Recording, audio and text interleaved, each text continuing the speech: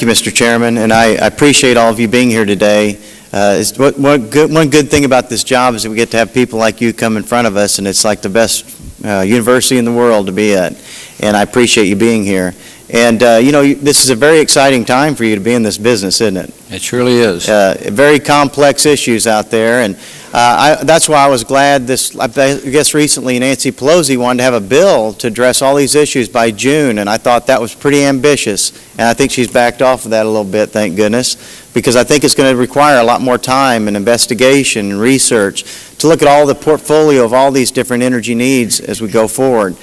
One of the Mr. Morris, you know, your company supplies power to the majority of my district, and yes, I'm from Tulsa, Oklahoma, and northeastern Oklahoma, and I think it's really neat what you're doing. Thank you. You've got a great sequestration program going on, or just starting down in Oologah, and I was wondering, I just wanted to ask a few questions about that, like how are you going to get that into the old oil wells that have been played out, the enhanced oil recovery?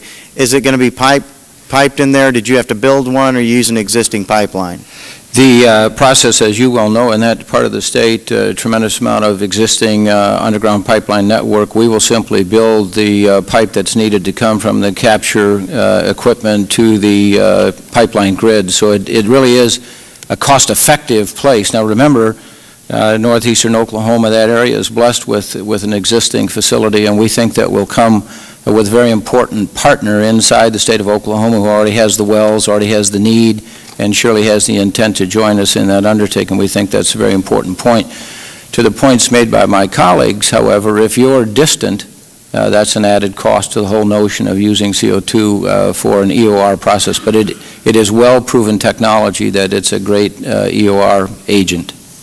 And how much, let's say an old well has been played out, is there some type of percentage of the oil that can be recovered in those enhanced oil recoveries with CO2 because of the makeup of the molecular structure of it? Or? It would be better to ask a petroleum engineer rather than a biologist lawyer that, but fields that have been played out to the 60% range, now they think they can play them out to the 80% range. If you look at Chevron's statistics on the Bakersfield field in California, which has been producing since the 40s, I think the numbers are they went from 6,500 barrels a day to over 80,000 barrels a day with enhanced oil recovery technology. So even after it's been water flooded? After it's been there forever. Hydraulic fracked? Or I'm not exactly sure what they do, and those statistics are available to you. And is the reason you're doing this in Oklahoma is because of our pipeline infrastructure that we have in the state? Exactly. And because of the old wells that are abundant in Oklahoma? Exactly, as well as what we think is a very important asset to Public Service Oklahoma and Oklahomans in general, and that's our northeastern station,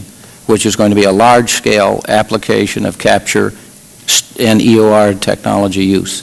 Very important for not only our company, but I would say for everybody at this side of the table. And if you, as your company looked at other ways to you mentioned earlier, someone did on the panel about getting the CO2, and that I believe it might be you, Mr. Sturba, that you said that when you get this CO2, there needs to be a lot more research and development on it. And you said, I believe it was you, several million metric tons of it need to be stored in different formations around the country for a period of time to see, I guess, which ones will hold it the best. I heard that saline is pretty good, but others, there's a potential of migration of the CO2. Could you explain that? Well, a single 500 megawatt unit will generate about a little over 4 million tons of CO2 per year.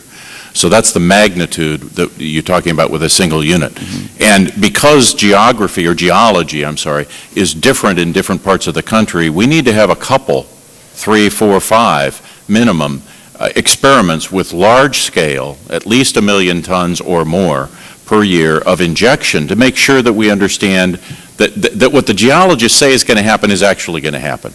And I also agree with Mr. Morris's comment earlier about we also have to look for, and this is where real research can come into play, how can we effectively utilize CO2? Is there a use for this material? I mean, I come from a state in New Mexico where we pump CO2 out of the ground and send it down to the Permian for enhanced oil recovery.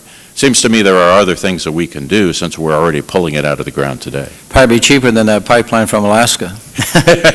Well, and also it was mentioned that if we captured 60% of the CO2, we'd have to, I guess someone said that we'd need about the equivalent of what's used for natural gas pipelines in this country. And I guess CO2, just like any other kind of gas or jet fuel or oil, crude oil, can use the same pipeline infrastructure, couldn't they? Or we wouldn't have to really build out too much. Well, that's true, except that the natural gas pipeline system is pretty well stressed today. Okay. In many instances, there might be some opportunity. So what you're saying is that would have to be duplicated to actually do this on a widespread basis. But make sure, Congressman, that you can't commingle CO2 and natural gas in the pipeline grid and then put it into your home, my home, or anyone else's. You'd have to have the technology of batching a pipeline, which is more common on the liquid side, where you might have a pentane going down the pipe, and behind that you might have a kerosene going down the pipe. There are batching technologies that are there, but not commingling of the gases. Okay. Well, thank you very much. I yield back. Oh, and go ahead, sir. Well, just one thing, Congressman, if I could. You talked about that this is going to take time, and there's no question it is. Though, if there is one thing I could urge the committee, though, is don't take time on the funding side. The slower we are to really put the funding behind technology development for RD&D, the farther off the solutions are. So that's one that shouldn't wait. And I think someone else had an intriguing idea of merging EPA and DOE. Who said that? Go ahead. Yeah, I'm definitely in favor of that. Well, at least they have to look at these problems together instead of them constantly being dealt with as though we live on a different planet. That's interesting. I like that. Yes, sir. Congressman, one of our electric cooperatives, Basin Electric Cooperative in North Dakota, has put in one of these pipelines and is actually transporting the CO2. It was about a 200-mile-long pipeline. It cost over $250 million to put that in place. So it isn't an inexpensive part of the process. But that project, I happened to do the environmental work on that when American Natural Resources built that plant. We thought it was great. We were turning lignite coal into natural gas, and it worked perfectly in an engineering sense, made $8 gas into a $2 market. That became a bit troubling, but now that pipe actually paid for itself because the enhanced oil recovery the Canadians get out of that in their tar sands application has made that a cost break-even undertaking, but it was expensive. And also, Mr. Morris, I'd like to come out and see that. Oh, we'd love to have you come out there, and I hope you know, as everyone else knows, that that's the great home of Will Rogers, that's one right. of the great Oklahomans. That's good. Thank you very much. I appreciate it. Thank you very much, Mr. Sullivan. I actually have just one basic question. It has two parts, and it's for the purpose of clarifying some answers that were